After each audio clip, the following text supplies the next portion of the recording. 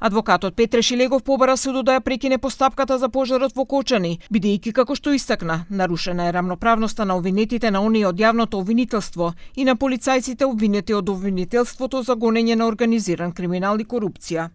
Тој обвини дека со ова постојат двојни аршини, при тоа правејќи паралела и со куќниот притвор на Артан Груби. Тој во судницата рече дека ова заедно со за нас непознатата методологија на носење обвинителски проценки, некои да се во притвор, а некои од бегство да не се притвораат, сериозно ја загрозува рамноправноста на обвинетите. Имаме ние две категории на граѓани, за жал, од она што јавното обвинителство го прави во последно време, вклучително и во случајот за кој што вие ме прашувате, очигледно дека има различни аршини при определување или барање до судот за определување на мерки за обезбедување на луѓе. Како што и во конкретниот случај. Не можете за едни да имате едно правно мислење, за истиот кривично правен настан, за други да имате сосема поинако правно мислење. Оваа лакрдија која што се случува во судницата во конкретниот предмет, јавното обвинителство е должно, ќе повторам, да ја прекине.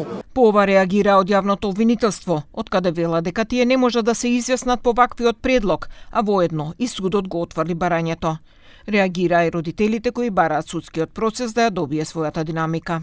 Ние не сме тука за одмазда, ние сме тука за одговорност. Бараме судот да утврди вистината до крај.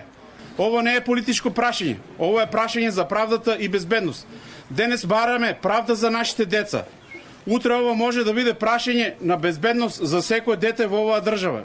На денешното рочиште прв сведок беше придружниот вокал на групата ДНК Ана Костадиновска. Таа рече дека не знаела кој ја инсталирал пиротехниката, дека откако го забележала пожарот се обидела да излезе од вратата која се наоѓала покрај бината која била заклучена со катанец.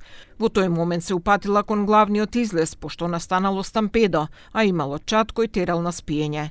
Таа паднала во близина на излезот и со други лица останале заглавени покрај вратата.